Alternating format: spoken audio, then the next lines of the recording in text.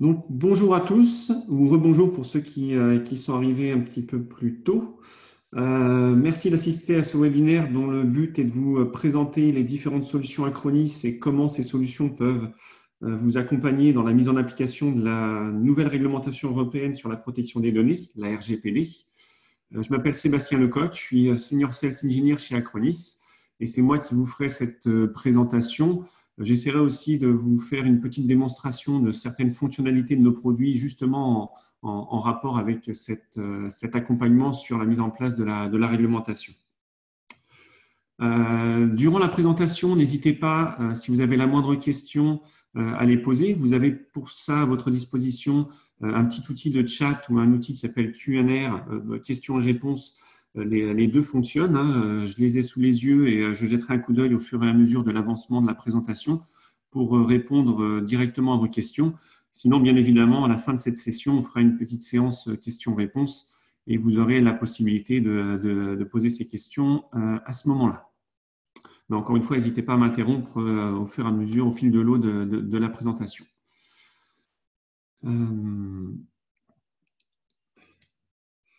Donc, durant cette prochaine demi-heure environ, on va aborder le sujet de la réglementation et Acronis en 3 étapes.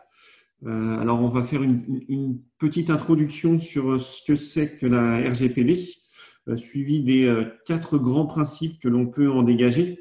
Le but n'est pas naturellement de faire une liste exhaustive des principes de la réglementation, mais en tout cas des principaux et on verra aussi par la suite quelles sont les solutions Acronis qui permettent d'en faciliter la mise en application. Donc, très rapidement, une introduction sur la RGPD.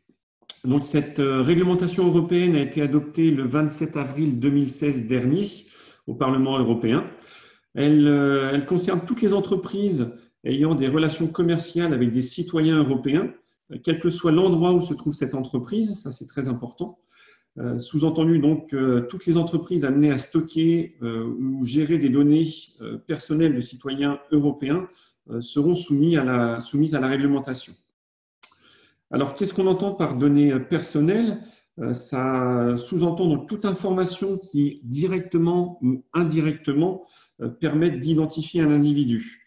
Il peut s'agir de données privées, professionnelles, publiques, par exemple un nom, une photo, une adresse électronique. On peut bien évidemment considérer comme données personnelles des coordonnées bancaires, des messages que vous publiez sur des réseaux sociaux. Aussi des données médicales, ça c'est évident, et même une simple adresse IP qui vous permet de vous connecter depuis votre ordinateur à un service distant est considérée aussi comme donnée personnelle, puisqu'elle permet à un instant T de vous identifier, d'identifier votre location aussi, et c'est donc considéré comme une donnée personnelle. Donc, encore une fois, tout ce qui permet directement ou indirectement de vous identifier est considéré comme une donnée à caractère personnel et donc, derrière, impose la conformité vis-à-vis de la réglementation dont on va parler aujourd'hui. Ce qu'il faut savoir aussi, c'est que c'est une réglementation qui est complémentaire à d'autres normes existantes. On va retrouver donc les normes IPA, PCI DSS, Sarbanes-Oxley, ou encore même la réglementation du programme hôpital numérique en France. La RGPD ne vient pas enlever toutes ces réglementations, elle est complémentaire et en fonction du secteur d'activité des entreprises, elles seront soumises bien évidemment à la RGPD si elles manipulent des données personnelles des citoyens européens, tout en étant aussi soumises à d'autres réglementations liées à leur secteur d'activité. Ce qui est nouveau dans cette réglementation, c'est que les autorités de protection disposent avec elles d'un panel relativement large de réponses et de sanctions en cas de manquement à l'application d'une partie ou de la totalité de la réglementation. Comme vous pouvez le voir sur cette slide, ça va d'un simple avertissement à des sanctions beaucoup plus pénalisantes, comme la limitation temporaire ou définitive de l'exécution d'un traitement, la plus forte des pénalités qui peut être appliquée étant bien évidemment une pénalité financière Et vous le voyez, hein, concernant les amendes administratives, elles peuvent s'élever. Donc, selon la catégorie de l'infraction, il y a différentes catégories qui dépendent des articles de la réglementation qui seraient violés par l'entreprise. Vous avez donc jusqu'à 4% du chiffre d'affaires annuel mondial de l'entreprise et jusqu'à 20 millions d'euros pour les autres organismes. Donc, ce sont des pénalités financières relativement importantes. Et puis, on reparlera aussi un petit peu plus loin des autres pénalités qui sont indirectes, mais lorsque une entreprise donc soumise à la RGPD malheureusement subit une fuite de données impactant des données personnelles de citoyens européens, on verra un petit peu plus tard qu'elle est obligée de le notifier et cette notification peut aussi avoir un impact financier en termes d'image de marque qui peut être nettement plus important que les amendes administratives que l'on vient d'évoquer. Et donc, pour terminer sur cette introduction à la réglementation, elle est applicable à partir du 25 mai 2018. Donc, dans un futur très très proche. Donc, quels sont les grands principes que l'on peut dégager de la réglementation? Alors, le premier des principes que je vais évoquer est celui de la responsabilisation. Contrairement à maintenant, où une entreprise doit simplement déclarer les traitements qu'elle réalise sur les données personnelles auprès de la CNIL, la RGPD repose sur des obligations et l'entreprise est responsable de sa conformité vis-à-vis de ces obligations. J'ai déjà eu l'occasion, durant un séminaire, de pouvoir donc discuter avec différents responsables d'entreprise et j'ai pu entendre des choses comme, malgré le fait que la réglementation va s'appliquer à partir du 25 mai prochain, personne ne viendra me contrôler dès le 25 mai ou dès le 26 mai, dès la mise en application de la réglementation. Et effectivement, il n'y aura probablement aucun contrôle qui va se produire dès le 25 ou le 26 mai, mais il faut bien comprendre que la RGPD repose sur le fait qu'à cette date, les entreprises doivent être conformes et sont responsables de la mise en conformité vis-à-vis de la réglementation. S'il arrive le moindre incident à partir de cette date, et on le verra un petit peu plus loin dans les obligations des entreprises, si vous n'êtes pas conforme à la réglementation, vous serez soumis aux pénalités. Donc, ce n'est absolument pas une date à partir de laquelle il va y avoir des contrôles, mais c'est une date à partir de laquelle les entreprises doivent être en conformité vis-à-vis de la réglementation. Et donc, dans ces responsabilités, il est clairement dit que l'entreprise doit veiller à ce que les données personnelles des citoyens européens qu'elle manipule doivent être dans un lieu sécurisé, protégé contre tout ce qui est perte, vol, divulgation ou n'importe quelle compromission. L'entreprise doit aussi être capable de déceler si l'intégrité des données a été compromise et d'y remédier le plus rapidement possible, tout en consignant l'événement dans un registre et en le notifiant aussi, et je reviendrai sur cette partie notification un petit peu plus loin. L'entreprise doit être aussi en mesure de garantir donc, la conformité des différents traitements qu'elle réalise sur les données personnelles. C'est ce que j'évoquais précédemment. À la date du 25 mai, vous devez être en conformité vis-à-vis de la réglementation et c'est votre responsabilité de l'être. Et elle doit être en mesure donc, de démontrer à tout moment, au travers d'un registre, que l'ensemble des traitements qui sont réalisés sont conformes vis-à-vis de la réglementation. Un des points importants aussi de la réglementation, c'est qu'il y a une notion de co-responsabilité vis-à-vis des sous-traitements. Et de manière contractuelle, l'entreprise doit s'assurer que les sous-traitants à qui elle délègue l'exécution d'un traitement agissant donc sur des données personnelles de citoyens européens, donc il doit y avoir donc un contrat qui garantit que ce sous-traitant se met en conformité vis-à-vis de la RGPD. Deuxième grand principe, c'est celui de la protection de la vie privée. Et elle doit se faire à deux niveaux. C'est évoqué tel quel dans la réglementation. On a une protection de la vie privée par défaut et une protection de la vie privée dès la conception. Ça sous-entend que les traitements qui sont réalisés sur les données personnelles des citoyens européens, ces traitements disposent du plus haut niveau de sécurité et de confidentialité. Il est aussi clairement dit dans la réglementation que les traitements doivent utiliser le minimum de données possibles pour la finalité du traitement. Donc, on va typiquement ne plus avoir le droit de recueillir des données inutiles à l'exécution du traitement. Et c'est malheureusement souvent le cas où on va vous demander beaucoup d'informations personnelles, votre date de naissance, une adresse email, un numéro de téléphone, alors que probablement le traitement qu'il y a derrière ne le nécessite pas. Et ça, ce sera interdit au travers de la nouvelle réglementation. Donc, on a cette notion de minimisation. Et l'autre notion qui est très importante dans la protection de la vie privée par défaut, c'est que les entreprises qui manipulent ces données devront avoir votre consentement explicite et éclairé.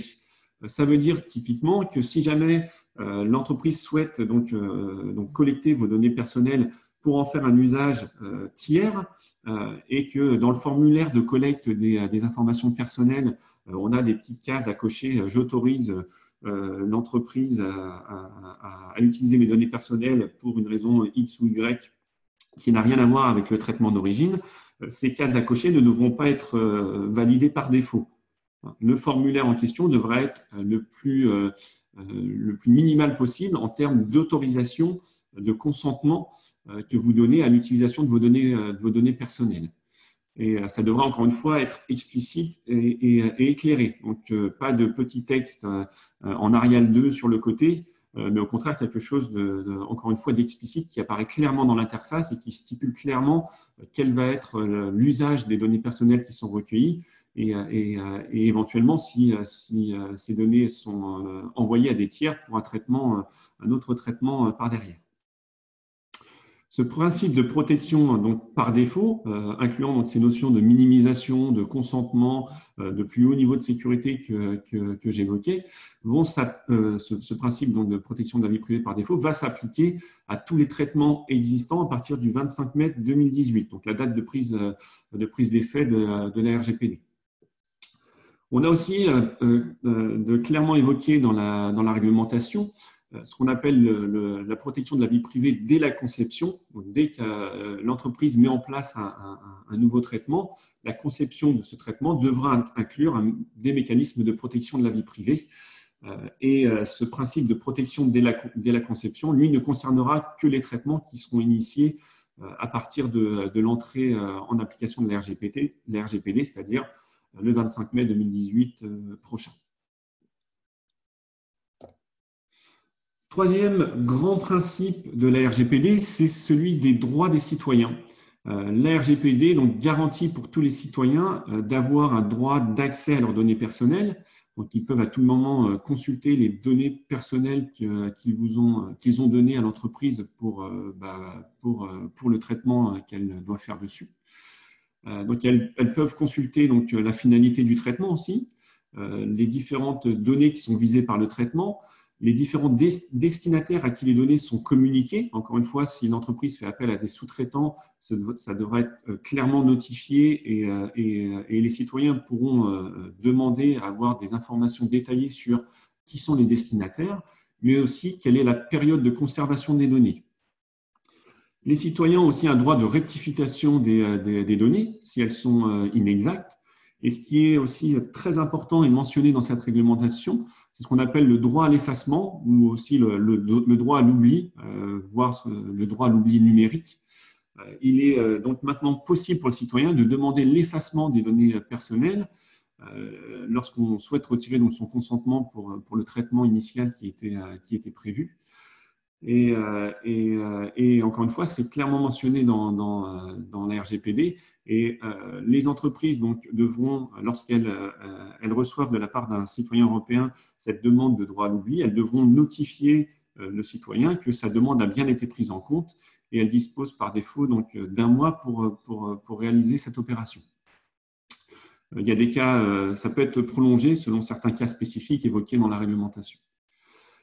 Autre droit des citoyens présents, c'est le droit à la portabilité des données. Donc, vous pouvez demander le transfert de vos données personnelles vers un nouveau prestataire. Et pour pouvoir faire ce transfert, donc la personne concernée peut demander au responsable du traitement à ce qu'il lui fournisse les données personnelles qu'elle a transmises dans un format structuré communément utilisé et lisible par n'importe quelle machine. L'ensemble de ces critères structurés, communément utilisés et lisibles par n'importe quelle machine sont cumulatifs. Donc, vous devez pouvoir récupérer vos données sous un format exploitable, utilisable par n'importe quel ordinateur, de manière à porter vos données vers un autre prestataire. Et puis, à tout moment aussi, vous avez le droit de vous opposer au traitement de vos données personnelles, y compris si ce traitement a pour but de faire du profilage et de cibler certaines campagnes en fonction des données de votre profil.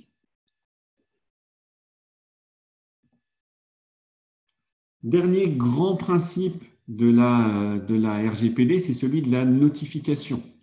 En cas de fuite de données, les entreprises seront tenues donc de notifier le plus rapidement possible l'autorité nationale de protection. Et il faut savoir qu'en France, cette autorité de protection, c'est la CNIL. Il faut donc bien évidemment que cette notification soit la plus rapide possible. Il y a un délai de 72 heures qui est imposé dans la réglementation, sachant que tout retard au-delà de ces 72 heures devra être fortement justifié. Alors, ce qui est important de prendre en compte dans ce délai de 72 heures, c'est que ce n'est pas 72 heures à partir du moment où la fuite de données a eu lieu, c'est 72 heures à partir du moment où l'entreprise constate la fuite de données. Simplement parce que il se passe souvent plusieurs jours, semaines, voire plusieurs mois. Et je crois que le délai moyen de détection d'une fuite de données est aux alentours de 10 mois pour qu'une entreprise se rende compte justement de la fuite de données. Ce qui est imposé par la réglementation, c'est que l'entreprise devra indiquer les faits qui concernent la fuite de données, les effets qu'elle a pris pour y remédier. Elle doit en informer donc l'autorité compétente, encore une fois la CNIL, mais aussi en informer les personnes concernées. Donc, elle doit être capable d'identifier quelles sont les données qui ont fuité, qui ont été volées, et prévenir derrière les citoyens européens dont les données ont été potentiellement compromises. Et ça, c'est encore une fois un point important de la réglementation, puisque cette réglementation impose aux entreprises donc de protéger les données personnelles des citoyens européens. On parlait des sanctions en préambule de cette présentation, les sanctions financières qui sont relativement importantes, puisque c'est un pourcentage du chiffre d'affaires mondial de l'entreprise. Mais comme je l'évoquais en préambule, l'autre impact financier qu'il peut y avoir lié à la non-conformité vis-à-vis de la réglementation et à une potentielle fuite de données, c'est l'impact sur l'image de marque que ça peut avoir pour une entreprise lorsque des données personnelles de citoyens ont été dérobées et potentiellement utilisées à des fins frauduleuses. Là, on voit clairement que l'entreprise devrait être tenue de le notifier à la fois à l'autorité de protection et à la fois aux citoyens potentiellement impactés, ce qui veut dire que ça peut être relayé sur les réseaux sociaux, sur les médias et avoir encore une fois un effet très néfaste pour l'image de marque de l'entreprise et conduire à des pénalités financières non imposées nécessairement par cette réglementation, mais l'image de marque étant dégradée, il peut y avoir derrière un impact financier sur les revenus de l'entreprise à cause de cette fuite de données. Et ça va être aussi un point important pour les entreprises dans leur chemin vers la mise en conformité de leur système d'information, des traitements vis-à-vis de cette réglementation, c'est d'éviter la fuite de données, aussi pour éviter l'impact sur l'image de marque et les retombées financières que ça pourrait avoir. Donc voilà, j'ai évoqué la réglementation selon 4 grands principes. L'idée de cette présentation, c'est maintenant de vous montrer quelles sont les solutions Acronis qui vont vous accompagner dans la mise en conformité vis-à-vis de la réglementation. Donc, je ne vais pas détailler l'intégralité du portfolio Acronis, l'intégralité aussi des différentes fonctionnalités qu'on peut retrouver dans les solutions qui sont dans ce portfolio Acronis. L'idée de cette présentation, c'était simplement de cibler les solutions qui sont vraiment en adéquation avec la mise en conformité de la réglementation et de vous montrer les fonctionnalités qu'on a intégrées à nos solutions pour, encore une fois, faciliter cette mise en conformité. Simplement, En introduction, vous présentez quelles sont les solutions Acronis pour la protection des données et les solutions qui vont pouvoir être mises en service pour faciliter la mise en application de la réglementation. Simplement, Acronis, on est une société qui travaille sur la protection des données depuis à peu près 14 ans.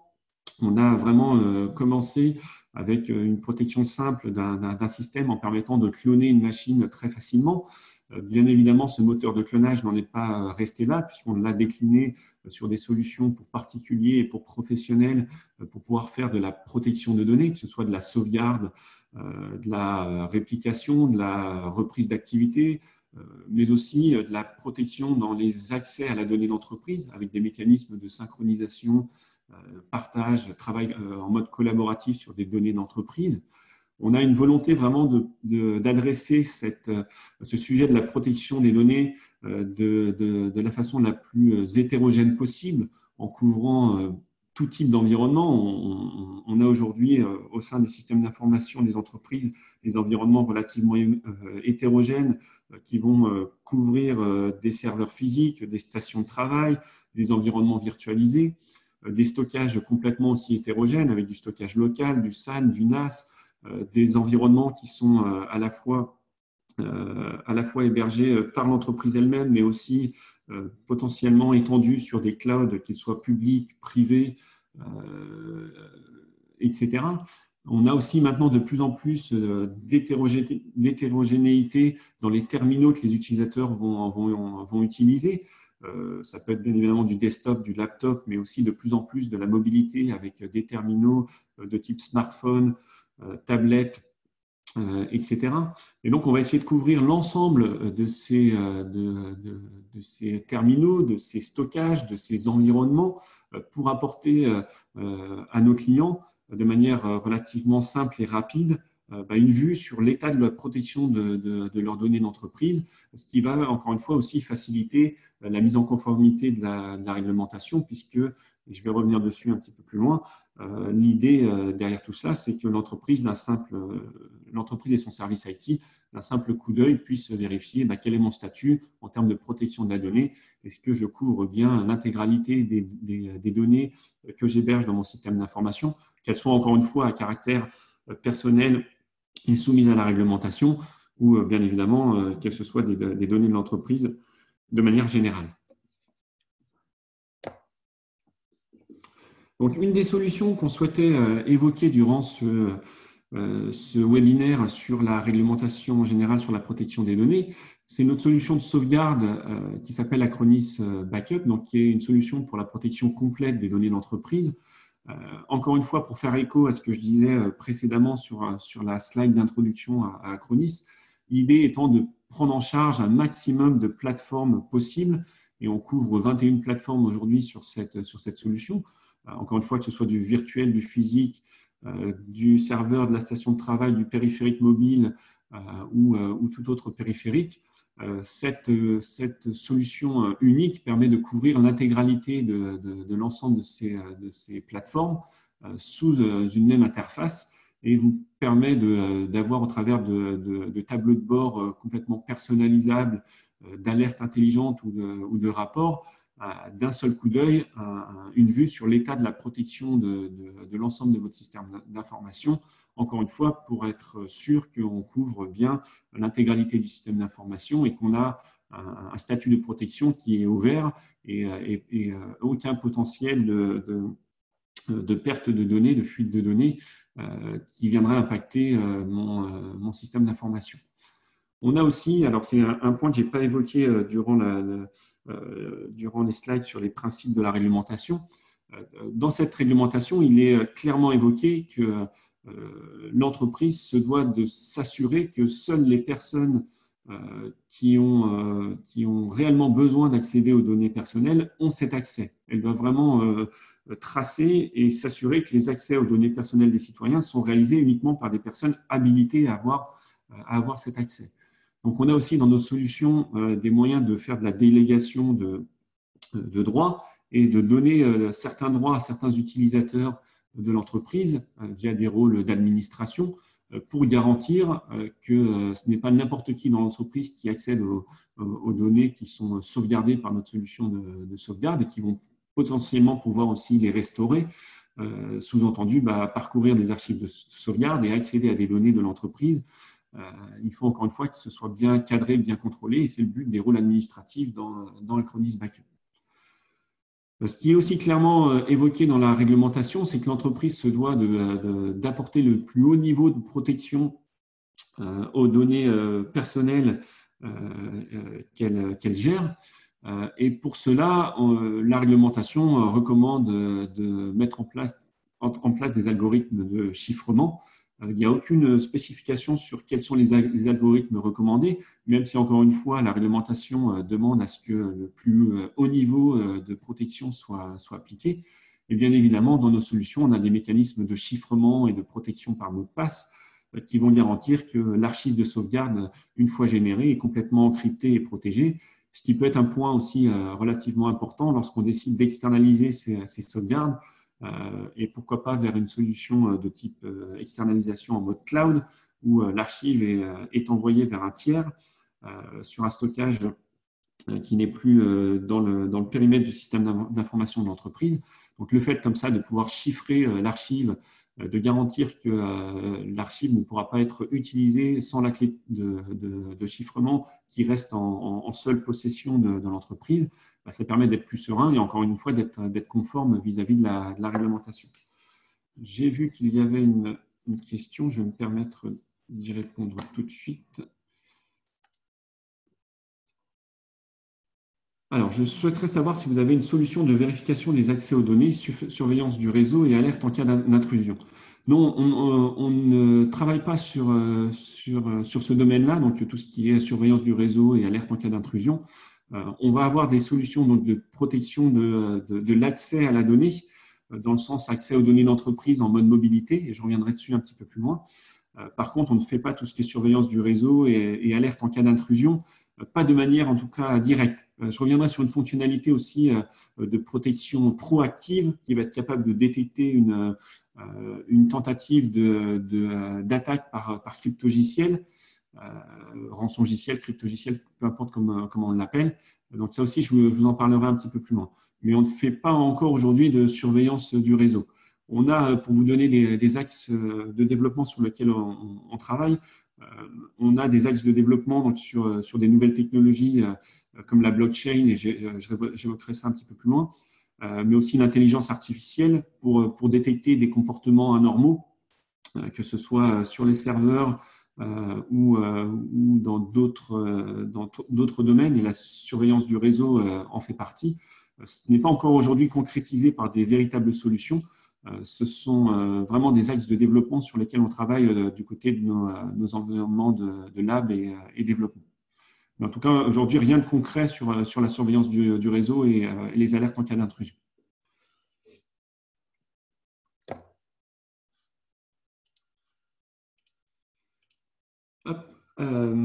Toujours au niveau des solutions Acronis qui permettent de se mettre en conformité vis-à-vis de la réglementation RGPD, on a une solution, donc Acronis Access Advance, qui est une solution simple, complète et sécurisée donc pour l'accès aux données d'entreprise en mode mobilité, mais aussi le partage et la synchronisation de ces données sur les différents périphériques des utilisateurs. C'est une solution donc, qui est on-premise, qui va être installée sur site dans le système d'information de l'entreprise. L'idée étant, encore une fois, de permettre aux utilisateurs d'accéder depuis n'importe quel périphérique, donc que ce soit leur laptop, leur smartphone, leur tablette, aux données d'entreprise, de les synchroniser entre leurs différents périphériques, de manière à pouvoir travailler en mode connecté ou déconnecté, de pouvoir collaborer sur ces données d'entreprise avec des personnes internes ou externes à l'entreprise, tout en permettant à l'entreprise elle-même et à son service IT de complètement contrôler les accès et les usages des données qui sont réalisés au travers de la solution. On est vraiment dans une solution qui va permettre aux entreprises d'éviter toutes les problématiques autour des Dropbox, Box ou toute autre solution de type cloud public qui permet à des utilisateurs de déposer des données sur ce type de solution et encore une fois de les synchroniser ou de les partager. plateformes de type cloud public qui sont malheureusement parfois utilisées par des utilisateurs d'une entreprise pour héberger des données de l'entreprise à caractère confidentiel et potentiellement à caractère soumis à la réglementation, donc données personnelles de citoyens européens, donc qui sont positionnés sur ces plateformes dont on ne connaît absolument pas l'emplacement du stockage, dont on n'a probablement pas lu les conditions générales d'utilisation qui sont très ouvertes en termes d'indexation, de réutilisation des données qui sont déposées sur ces plateformes, et donc qui ne sont absolument pas en adéquation avec la confidentialité, avec le niveau de confidentialité qu'une entreprise peut attendre, et encore moins avec la réglementation dont on parle aujourd'hui. Donc, encore une fois, cette solution est là pour permettre aux utilisateurs de collaborer avec des personnes internes ou externes à l'entreprise, de synchroniser leurs données, d'y avoir tout le temps accès, même en mode mobilité, et vraiment faire en sorte que les périphériques mobiles deviennent des vrais outils de productivité, tout en garantissant encore une fois à l'entreprise, via des différents mécanismes, que l'utilisateur qui accède à la donnée est bien le bon utilisateur de l'entreprise, qu'il a bien été donc authentifié au travers de différents mécanismes si nécessaire, que les données sont bien protégées, qu'elles sont encryptées à la volée bien évidemment, mais aussi une fois arrivées sur le périphérique mobile, et protégées de manière à ce que, en cas de perte ou de vol du périphérique, on ait des moyens d'effacer à distance les données qui ont été synchronisées sur le périphérique en question, tout en prenant en compte aussi des cas d'usage comme le Bring Your Own Device. Si le périphérique est personnel à l'utilisateur quitte l'entreprise ou se perd ou se fait voler son périphérique, on va pouvoir réinitialiser le contenu de l'application, et uniquement de l'application, parce qu'on n'est pas sur un périphérique de l'entreprise et on ne souhaite pas réinitialiser l'intégralité du périphérique. Mais en tout cas, on a ces mécanismes à disposition qui vont, encore une fois, garantir que si on a détecté une fuite de données et qu'on souhaite prévenir cette fuite de données, le périphérique qui a été perdu ou volé, on peut très facilement le réinitialiser à distance. Autre point aussi important, c'est que tout est journalisé. Et là, contrairement à des solutions de type cloud public, où le service IT n'a aucune vue sur les actions qui ont été réalisées par les utilisateurs, et j'entends par là tant les utilisateurs de l'entreprise que les éventuels utilisateurs qui sont destinataires d'un partage ou d'un lien de téléchargement d'un document qu'un utilisateur de l'entreprise a partagé avec eux. Toutes ces actions réalisées sur les données sont complètement journalisées, tracées dans des journaux d'audit, et à tout moment, il est facile de pouvoir tracer donc, quelle donnée a été synchronisée, partagée, par qui elle a été accédée, modifiée, ce qui permet encore une fois de faciliter la mise en application de la réglementation, puisque en cas de fuite de données, on peut très facilement tracer les usages de la donnée au travers de la solution, et donc remonter aux différents usages qui ont été faits pour savoir qui a accédé exactement à la donnée. Ce qu'on a intégré aussi, et je parlais tout à l'heure des axes de développement qu'on a en interne au niveau de nos services R&D chez Acronis, mais là on est vraiment dans le concret, on n'est pas dans des fonctionnalités qui vont arriver, mais des fonctionnalités qui existent déjà dans nos solutions. Ce qu'on évoquait donc en préambule de cette réglementation, c'est que les entreprises soumises à la réglementation vont devoir se mettre en conformité et être capables d'identifier si des données ont été compromises. Ce qui se passe lorsqu'une éventuelle attaque arrive dans une entreprise, c'est que ce qu'on va commencer à chercher, c'est qu'est-ce qui a été potentiellement récupéré par les utilisateurs et ce qui aurait pu être aussi compromis, puisqu'il y a différents types d'attaques. Bien évidemment, collecter des données pour les revendre est une des possibilités, mais ça peut être aussi une attaque qui vise à nuire à l'entreprise en altérant des données qui sont hébergées sur les stockages de l'entreprise en question. Cette attaque peut tant impacter les données de production, les données actives, mais les attaquants peuvent aussi s'en prendre aux données sauvegardées pour s'assurer que le retour arrière ne sera pas possible. Ce qu'on a intégré dans nos solutions de sauvegarde, au travers de la fonctionnalité Acronis Notary, c'est un mécanisme pour garantir l'authenticité et la non-altération des données qui sont présentes dans les archives de sauvegarde. On s'appuie sur une technologie de type blockchain, et l'idée, c'est que lorsqu'on sauvegarde une donnée de l'entreprise, Cette donnée sauvegardée va donc dans une archive de sauvegarde qui peut être encryptée, protégée. Et on va aussi générer automatiquement un certificat de conformité dont la valeur va être publiée dans une blockchain.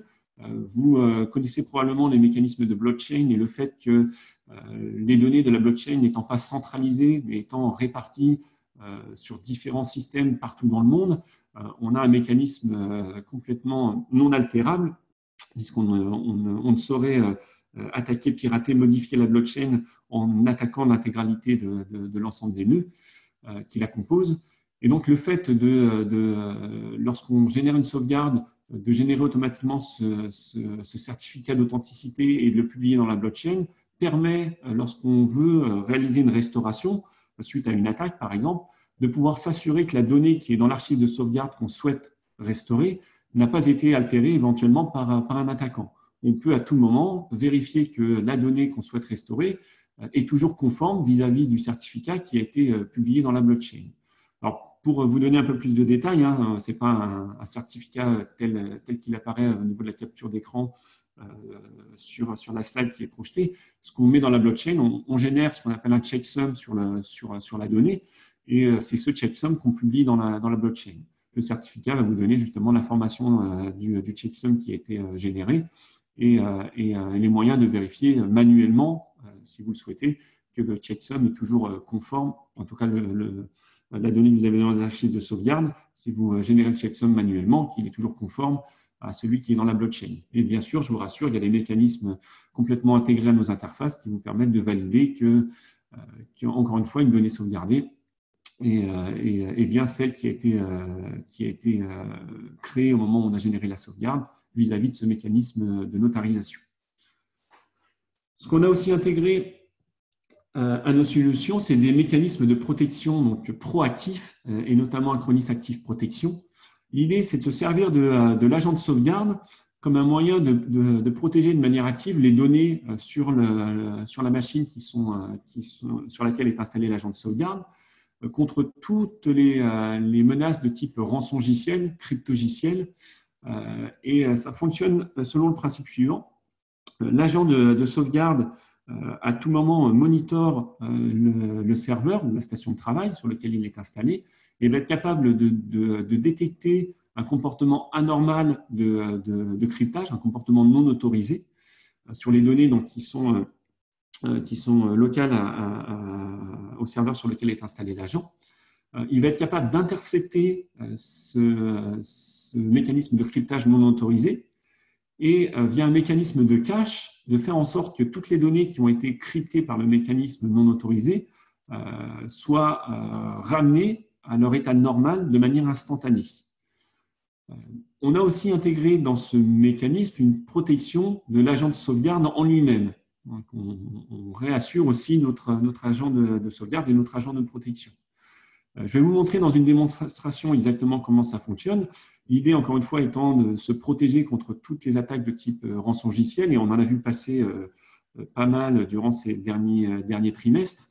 Donc, de détecter l'attaque, de la stopper et de ramener instantanément les données à leur état normal, donc de n'avoir aucune donnée qui a été compromise par l'attaque via le rançongiciel.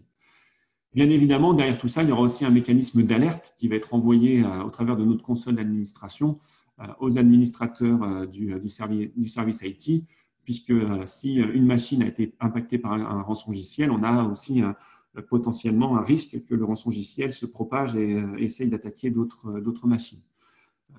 Et ce qu'on a aussi intégré, c'est le fait que lorsqu'un rançongiciel est attaqué, on a une base aussi de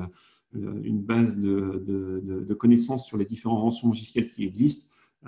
On va détecter le rançongiciel et l'identifier dans la mesure, en tout cas, où il est dans cette base, et dans les notifications, prévenir tel rançongiciel a été détecté, a été stoppé sur tel serveur, et la liste des données suivantes a été protégée et restaurée de manière instantanée. Donc, je vais vous montrer, je vais vous faire une petite démonstration de nos solutions. Et encore une fois, n'hésitez pas si vous avez des questions-réponses au moment de la démonstration. Je pourrais vous montrer différentes parties qui n'étaient pas peut-être prévu dans la démonstration initiale. Alors, hop, je vais partager une autre partie de mon écran.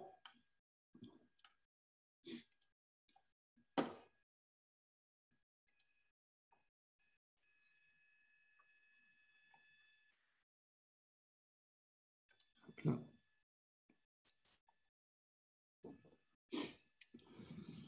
Alors, donc normalement, vous devez voir un bureau publié avec notamment une interface web qui est l'interface de notre solution Acronis Backup. Ce que j'évoquais durant la présentation, c'est qu'un des points importants de la réglementation, c'est que l'entreprise se doit de protéger avec le plus haut niveau de sécurité l'ensemble des données personnelles qui sont manipulées par les traitements. Et l'intérêt d'une solution de sauvegarde, c'est aussi de pouvoir fournir très rapidement, en un seul coup d'œil, l'état, le statut de la protection des données du système d'information de l'entreprise. Donc, ce qu'on a intégré à notre solution Acronis Backup, c'est un mécanisme de dashboard qui va permettre de manière complètement personnalisable de créer différents widgets et d'ajouter sur votre tableau de bord les différents widgets et les différentes données que vous souhaitez voir en termes de statut, d'état des sauvegardes sur l'ensemble des objets de votre système d'information qui sont protégés par la solution Acronis Backup. Donc, je vous rappelle, hein, on a plus de 21 plateformes qui sont supportées, du serveur, station de travail, de la virtualisation, des périphériques mobiles. Tout ça va pouvoir venir se mettre dans cette interface et vous allez pouvoir customiser votre interface du tableau de bord pour voir apparaître les informations les plus pertinentes au regard de votre protection de votre système d'information. Donc, c'est une plateforme de démonstration. Hein, on a sur cette plateforme de démonstration 2 machines qui sont protégées, un contrôleur de domaine et un serveur de fichiers. Le rôle n'est pas nécessairement important. Sur ces machines, j'ai déployé l'agent de sauvegarde et de protection Acronis Backup et j'ai créé des plans de sauvegarde pour l'ensemble des machines avec des plans de sauvegarde avec différents critères. Par exemple, sur un plan de sauvegarde, j'ai activé la partie notarisation, donc Acronis Notary dont je parlais tout à l'heure.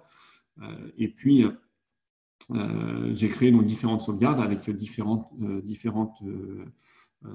ordonnancements, différents types de données à sauvegarder. Tout ça est complètement personnalisable lorsqu'on crée un job de sauvegarde. Ce que je vais vous montrer dans un premier temps, c'est le mécanisme de notarisation. Donc, vous l'avez vu, j'ai activé donc, sur cette machine une sauvegarde avec de la notarisation. Ces sauvegardes donc, sont envoyées sur un espace destination. Je vais afficher donc, les sauvegardes qui sont à l'intérieur de l'espace destination du job de sauvegarde que j'ai pris tout à l'heure. Et puis, je peux parcourir mes sauvegardes. Donc, je vais avoir différents points de sauvegarde à ma disposition. Là, je vais prendre le dernier qui s'est exécuté hier soir. Je peux parcourir donc, mon archive de sauvegarde si j'ai un document à restaurer. Ce document, donc, je prends le document numéro 1. Vous pouvez voir que je peux afficher donc, le certificat du document. C'est la fameuse notarisation que j'évoquais tout à l'heure. Donc, on peut voir donc, le certificat du document, quand est-ce qu'il a été, donc, notarié. Vous voyez ici donc, la date, hein, c'était hier soir à 23 h quand la sauvegarde s'est exécutée. Et puis, les moyens donc, de vérifier le fameux checksum dont je parlais, les moyens de le vérifier si vous souhaitez le faire de manière manuelle, puisque la blockchain est vraiment une blockchain partagée. Tout le monde y a accès. Bien évidemment, ce que je peux faire aussi, c'est vérifier la conformité du document qui est dans l'archive de sauvegarde directement depuis l'interface. Donc là, en cliquant sur « Vérifier », on va régénérer donc, le checksum sur le document en question et vérifier que ce checksum est bien conforme par rapport à ce qui existe dans la blockchain au moment où j'ai réalisé la sauvegarde. Donc là, on voit que le fichier est authentique. Ça veut dire que le fichier dans mon archive de sauvegarde est conforme par rapport à ce qu'il y a dans la blockchain et sous-entendu n'a pas été altéré. Et je sais qu'en le restaurant, je restaure bien ce qui a été sauvegardé à la date où la sauvegarde a été réalisée. Donc, ça permet encore une fois de garantir l'authenticité du document et la non-altération de ce document par une personne tiers. Toujours dans les mécanismes que j'ai évoqués durant la présentation, si je reviens donc sur ces documents, hein, vous le retrouvez ici sur la machine, qui est un serveur de fichiers. Donc ce document que j'ai sauvegardé et protégé même au travers d'Acronis Notary pour en garantir la conformité.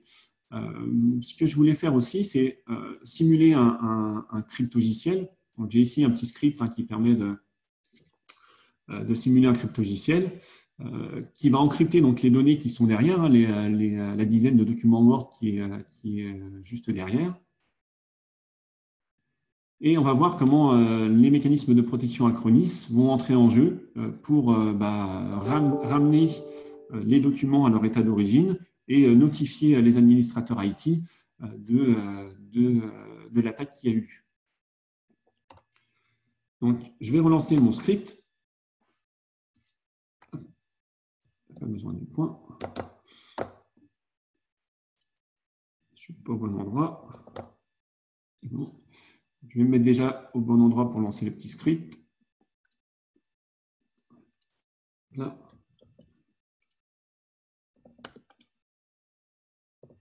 Et je vais le lancer juste derrière.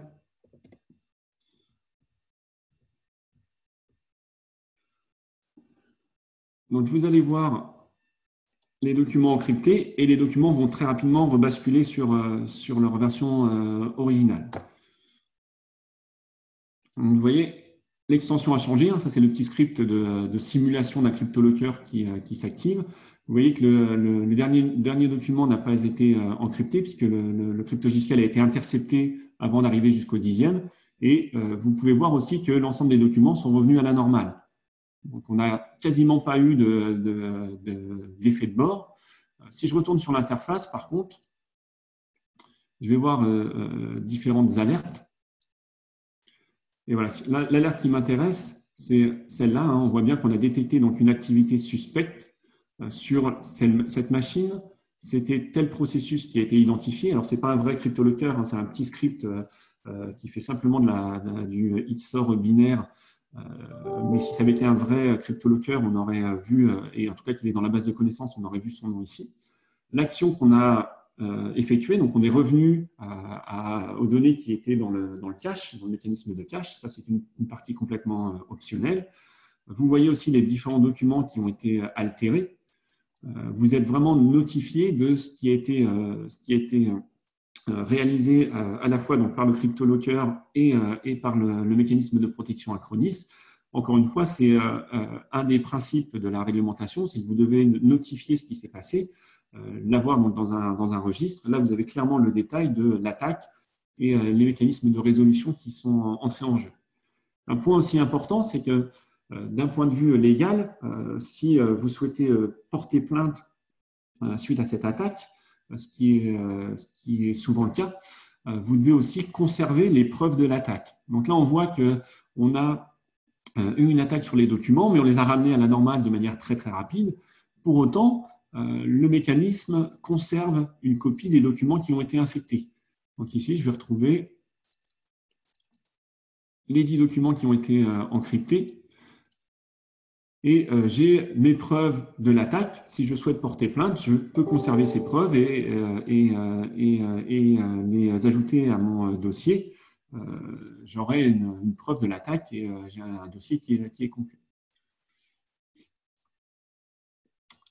Je vais revenir sur la présentation. Repartager la présentation.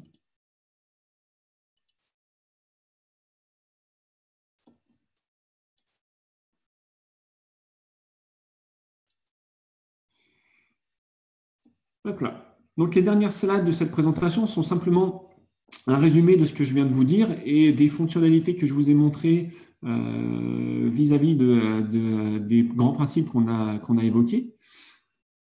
Tout d'abord, donc, la partie responsabilisation, hein, le fait que l'entreprise doit avoir des mécanismes contre le risque de perte, de vol, de divulgation, de compromission, doit maîtriser l'emplacement, la gestion et le stockage des données à caractère personnel. Donc, Acronis Backup est une solution donc, de protection complète avec des tableaux de bord, on l'a vu, qui permettent de personnaliser la vue sur le statut de la protection de la donnée, mais aussi les différentes alertes de tentatives de corruption, comme on a pu le voir avec la partie Active Protection.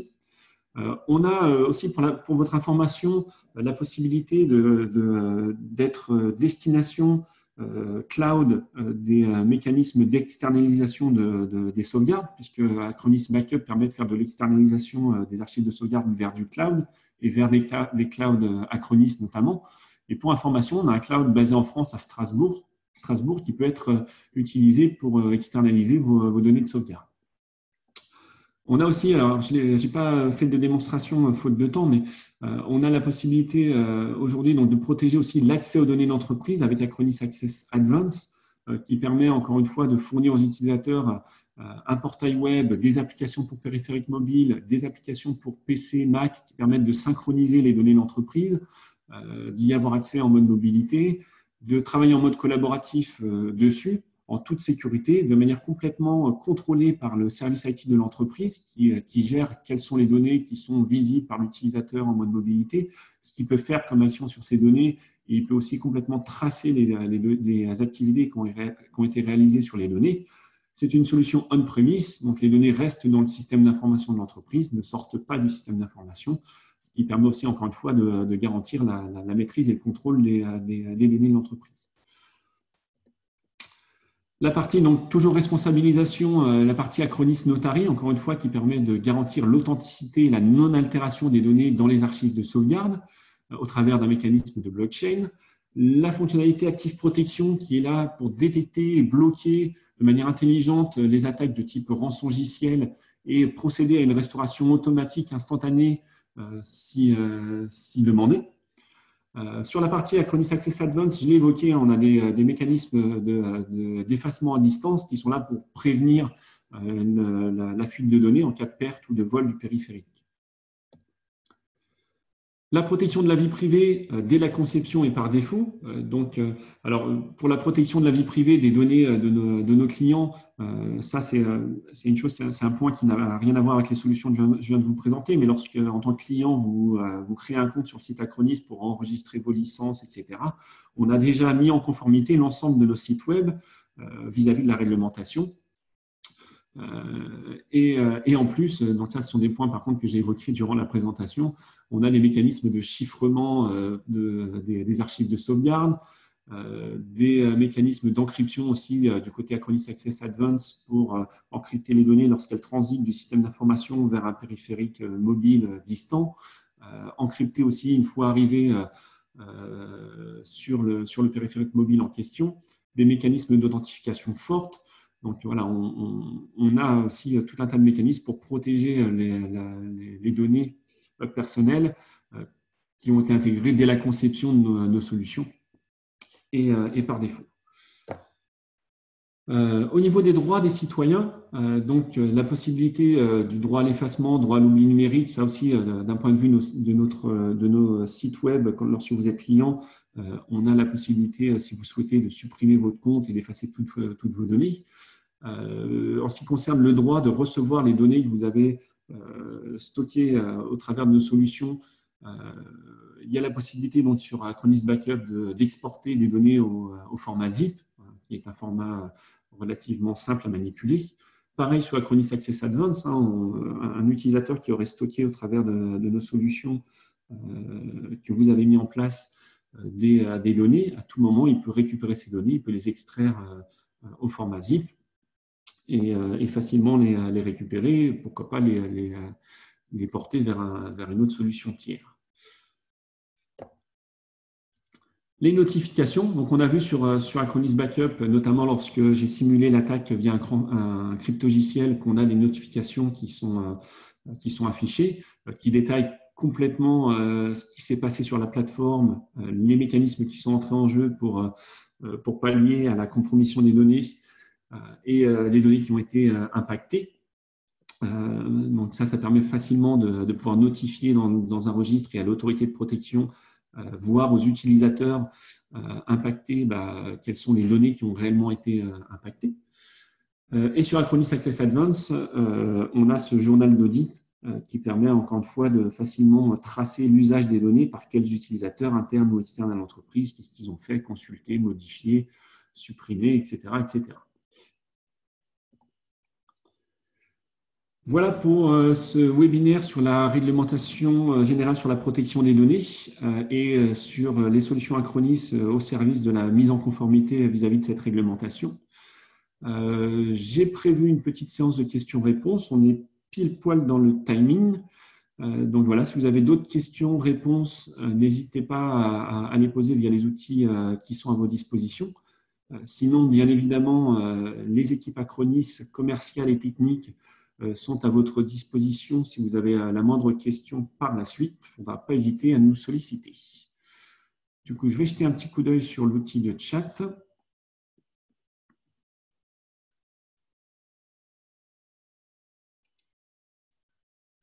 Bon, pas de questions a priori.